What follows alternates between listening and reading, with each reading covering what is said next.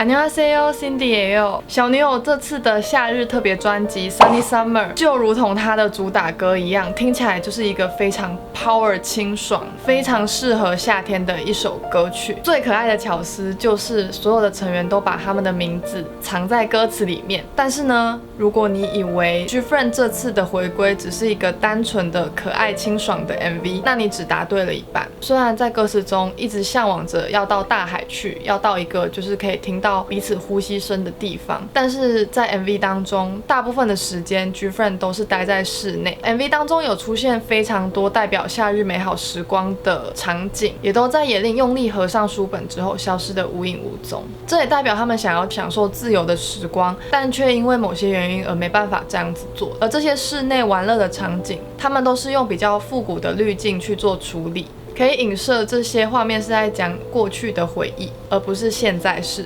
GFriend 这次的 logo 一半是 Sunny Summer 的太阳，那另外一半呢，则是代表 Time for the Moonlight 的月亮。除了 logo 暗示了这两支 MV 是互相呼应的之外，导演在 MV 当中也藏了不少 Time for the Moonlight 的彩蛋，像是 NG 的纸飞机，还有 Enna 看着鱼缸里的鱼的画面。这次的 MV 里面甚至还加上了 NG 用钓鱼线想要钓起 Enna 的画面。虽然看起来是很可爱的互相嬉闹，但是呢，可能代表着 Enna 就像是那些被关在鱼缸里的鱼一样，被囚禁在某个地方，没有办法出来。这次的文字包含 teaser 还有 MV 的开头，以及中间出现的这张信纸上面写的字，全部都是莎士比亚的14行诗。而 Time for the Moonlight 的其中一首收录曲 Love Bug 里面有一句歌词是 Kiss me my Romeo， 也有提到了罗密欧与朱丽叶这个莎士比亚非常经典的悲剧作品。罗密欧与朱丽叶里面有一个非常重要的道具，就是他们用来假自杀的毒药。那我认为毒药这个元素呢， MV 的导演有用非常聪明的手法放进了 Sunny Summer 的 MV 里面，那就是这些色彩鲜艳的果汁。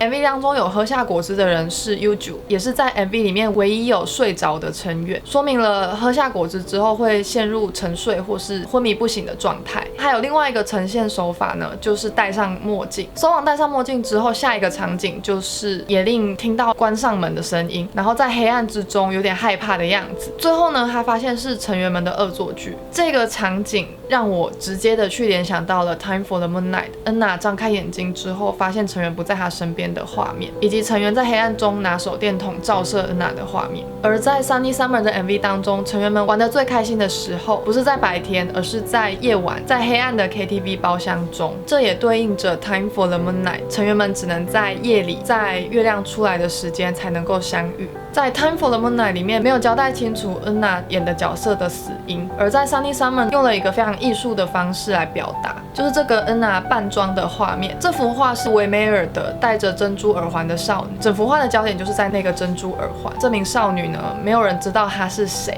就是一幅充满谜团的作品，就好像在暗示着 Enna 这个角色的死因是一团迷雾，没有一个确切的解答。但是我想到一个可能性，因为她是戴着珍珠耳环的少女，而珍珠是在深海的贝类里面所产生的结晶，那这是不是代表着跟4月号是有关的呢？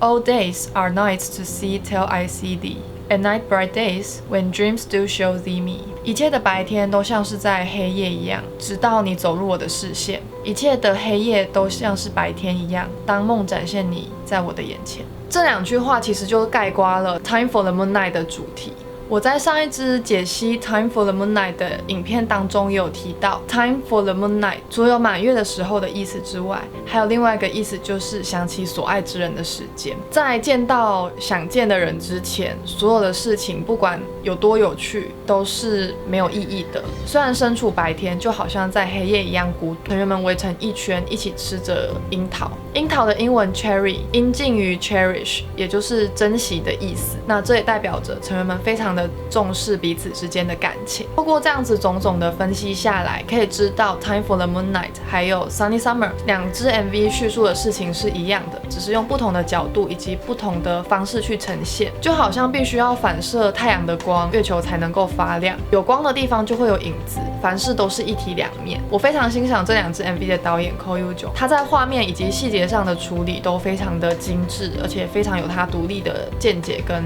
看事情的角度。2支 MV 互相对应之外呢，其实常有历届 MV 的彩蛋，像纸飞机就曾经在 Rough 还有 Time for the Moonlight 出现。椰林射下纸飞机的手势跟 Fingertip 一模一样，而仙女棒则曾出现在 Summer Rain 的 MV 当中。